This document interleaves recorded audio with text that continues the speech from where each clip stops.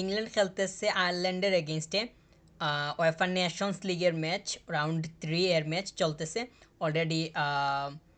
মানে half time শেষ হওয়ার পথেই। তো 0-0তেই হাফ টাইমে গেছে দুইটা দল, কিন্তু ইংল্যান্ডের যেই ধরনের তারা খেলতেছে, তাদের তো বর্তমান সময়ে ইংল্যান্ড ইন্টারিম কোচের অধীনে খেলতেছে লি কার্সলি। তো ওনার খেলা মানে ওনার অধীনে ইংল্যান্ড যতগুলা ম্যাচ খেলছে কিংবা আমি যতগুলা ম্যাচ দেখছি, বা এই মাত্র যে 45 মিনিট শেষ হইল, তো এতটুকু দেখে আমার কাছে মনে হচ্ছে যে ওনার নির্দিষ্ট কোনো আসলে কোনো ট্যাকটিক্স কিংবা কোনো পরিকল্পনা আছে বলে আমার কাছে মানে মনে হয়নি।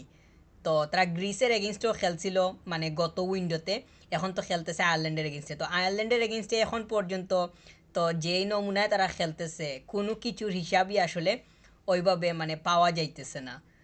তো গ্যারেথ সাউথগেটের এগেনস্টে ইংল্যান্ড কিন্তু মোটামুটি একটা স্টেবল জায়গাতেই ছিল। আর এই ম্যাচে এই 45 মিনিটসে মানে ইংল্যান্ড মানে প্রেসিং হয়েছে দুইটা দলের কাছ থেকেই মোটামুটি পরিমাণ। খেলা দেখা গেছে বেলিংহাম সে ইয়েলো কার্ড পাইছিল লাস্ট ম্যাচটাতে, এখন আবার পাইছে, তো পরবর্তী ম্যাচটা সে মিস করবে, অর্থাৎ সাসপেন্ড থাকবে। আর প্রেসিং দেখা যাইতেছে দুইটা দলের কাছ থেকেই, সেইটা একটা মানে খেলার মজা পাওয়া যাইতেছে, এটা একটা ভালো দিক। তবে ইংল্যান্ড যেইভাবে খেলতেছে, যেই নমুনায় তারা আগাইতেছে, সামনে যে ওয়ার্ল্ড কাপ আছে মানে সেইটার জন্য তাদের মানে টিম গুছানো কিংবা তারা যদি চায় যে ভালো একটা মানে মানে স্কোয়াড রেডি করতে, তাদের তো প্লেয়ার্সদের অভাব নেই। মানে এত প্লেয়ার্স আছে, মানে তাদের প্রিমিয়ার লিগের কারণে প্লেয়ার্সদের তো কোনোভাবেই কোনো অভাব নেই। বর্তমান সময়ে তো ইনজুরির কারণে বেশ কিছু প্লেয়ার মানে স্কোয়াডের বাইরে অবস্থান করতেছে, কিংবা এই যে স্টার্টিং এলিভেনটা দেওয়া হয়েছে, এখানে তো বেশ কিছু সংখ্যক প্লেয়ার যারা থাকারই কথা ছিল এইরকম সংখ্যক নাই। যদিও এখানে ইনজুরির সমস্যা কিংবা নানা কারণে মানে থাকতে পারতেছে না। যেমন ফুদেন, ফুদেন তো একদম মানে মানে সে থাকারই কথা, কিন্তু সে তো না। তো তার নির্দিষ্ট কারণেই সে থাকতেছে না। তো জ্যাক গ্রিলি সেও ইনজুরির কারণে না। তো তাদের কিন্তু প্লেয়ার্সদের অভাব নেই, প্লেয়ার্স কিন্তু যথেষ্ট সংখ্যক আছে, কিন্তু সেইগুলাকে কিভাবে কাজে লাগাবে না লাগাবে সেইটা হইতেছে মুখ্য বিষয়। আর যেহেতু ইংল্যান্ড তো থমাস তুখেলকে সাইন করাইছে মানে কোচ হিসাবে, তারা মানে এগ্রিমেন্টে গেছে, তো উনি হয়তো হয়তো না, উনি তো নিশ্চিতভাবেই মনে হয় মানে সামনের ওয়ার্ল্ড কাপ পর্যন্তই থাকবেন। তো ওনার অধীনে টিম কিভাবে তারা কি করে সেইটা হইতেছে একটা বিষয়। প্লেয়ার্সদের তো কোনোভাবেই অভাব নেই, তাদের যে স্কোয়াড ডেপথটা আছে এইটা কয়টা দলের আছে বর্তমান সময়ে সেইটা হইতেছে একটা বিষয়। তো তবে মূল বিষয়টা হইল যে এই প্লেয়ার্স থাকলেই যে শুধু হয়ে যাবে তা তো না, সেগুলাকে ব্যবহার করে কিভাবে ভালো ফল বের হয়ে আসে সেইটা হইতেছে মুখ্য বিষয়। তারা যদি মানে স্টেবল একটা টিম নিয়ে মানে আহ, মানে পরবর্তী ওয়ার্ল্ড কাপে পা রাখতে চায়, তাহলে অবশ্যই তাদেরকে মানে যেই ধরনের খেলা এখন খেলতেছে এগুলো থেকে অবশ্যই বের হয়ে আসতে হবে বলে আমার কাছে মনে হয়। কারণ ইংল্যান্ডের কিন্তু অনেক পরিমাণ মানে তাদের মানে হাইপ আছে, তবে তাদের যেই পরিমাণ হাইপ সেই তুলনায় তাদের পারফরমেন্সের দেখা কোনোভাবেই পাওয়া যায় না। তবে গত ম্যাচটাতে তারা ভালোই করছে, ওইখানে তাদের একটা স্কোর ছিল, বড় স্কোরই ছিল বলা যায়। তো এখন অবধি তারা কোনো গোললেস অবস্থায় আছে, যেহেতু আরেকটা হাফ বাকি আছে, তো ওই হাফে হয়তো স্কোর আসার সম্ভাবনা থাকবে। তবে ইংল্যান্ডের যে স্টাইলে খেলতেছে তাদের বেলিংহাম আর কালার মানে কনর গালাগার যেই প্লেয়ারটা অ্যাথলেটিকো মাদ্রিদের, তারা দুইজন স্টার্ট করছে মিডে খেলতেছে, মোটামুটি কম্বিনেশন এই জায়গাতে এই দুইজনের দেখা যাইতেছে। গর্দন সে মানে এই টিমের মানে যেই প্লেয়ার্সগুলা নিয়মিত ছিল কিংবা রেগুলার ছিল, তাদের তো মানে বেশ কিছু প্লেয়ার ইনজুরির কারণে মাঠের বাইরে থাকার কারণে অন্যান্যরা সুযোগ পাইতেছে। যেমন গর্দন একজন, সে যথেষ্ট পরিমাণ মানে হার্ড ওয়ার্কিং প্লেয়ার যতটুকু তাকে দেখে মনে হয়েছে, কিংবা তার তো প্রিমিয়ার লিগেও সে যথেষ্ট পরিমাণ সলিড অবস্থানেই থাকে। তো ইংল্যান্ডের হয়ে সে কিন্তু খেলার সুযোগই পাবে। আমার কাছে মনে হয় যে এই দ্বারা যদি সে ধরে রাখতে পারে, তাহলে সে সামনের ওয়ার্ল্ড কাপের জন্য তাদের একজন গুরুত্বপূর্ণ প্লেয়ার হইলেও হইতে পারে।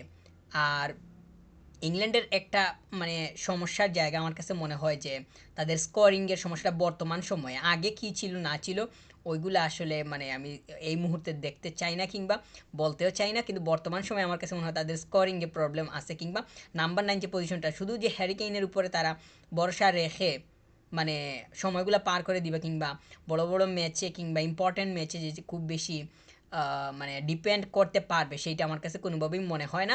যেহেতু অলি ওয়াটকিন্স সে তাদের হয়ে মানে ভালোই করে, কিংবা সে গত ইউরোতেও সুযোগ পেয়ে কাজে লাগাইছিল।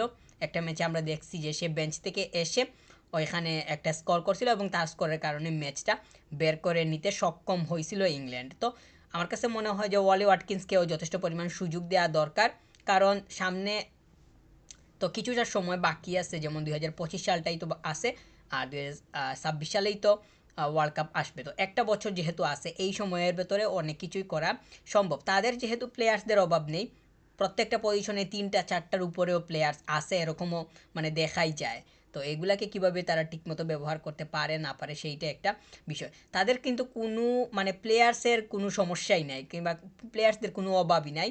তা ইচ্ছা মতো ব্যবহার করার যেই সুযোগটা কিন্তু সেটা আছে। তমাস তুখেল তিনি কীভাবে ব্যবহার করেন কিংবা কোন পজিশনে কীভাবে সাজান, সেইটা হবে গিয়ে একটা বিষয়। ইংল্যান্ডের মানে খেলার ধরনটা যদি খুবই ভালোভাবে অ্যাট্রাকটিভ হইতে চায় কিংবা ফুটে উঠে আসতে চায়, তাহলে আমার কাছে মনে হয় যে প্রত্যেকটা জায়গাতেই প্লেয়ার সেট করে নেওয়া খুবই দরকার হবে। কারণ যে প্লেয়ার্সগুলো মাঠের বাইরে আছে ইনজুরির কারণে, তারা যখন অ্যাড হবে তখন গিয়ে হয়তো মিক্সিংয়ের বিষয়টা আসবে এবং সেটিংয়ের বিষয়টাও তখন হয়তো ফাইনালাইজড হইতে পারে।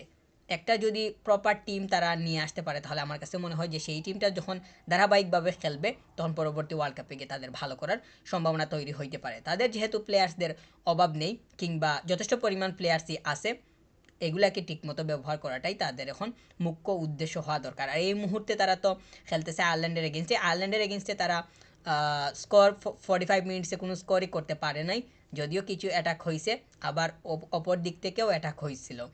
তো যেহেতু আরেক হাফ ইতিমধ্যেই শুরু হয়ে গেছে, তো তারা কি করবে সেইটা তো 90 মিনিট পুরো ম্যাচ শেষ হওয়ার পরে সেইটা দেখা যাবে। আর পিকফোর্ড সে কিন্তু খুবই দারুণ অবস্থাতেই আছে ইংল্যান্ডের হয়ে, সেটা নিঃসন্দেহেই বলাই যায়। কারণ গত ইউরোতে কিন্তু ইংল্যান্ড যেভাবেই হোক তারা ফাইনালে গেছে, অবশ্যই ভালো খেলছে, এখানে অ্যাপ্রিসিয়েট করতেই হয়।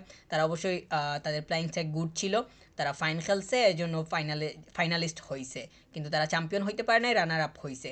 এইখানে কিন্তু তারা ফাইনালে যাওয়ার পেছনে পিকফোর্ডের অবদান ছিল, সেটা আপনারা জানেন যে একটা ট্রাইব্রেকারে কিন্তু সে কিন্তু মানে সেভ করছিল পেনাল্টি শ্যুট আউটে।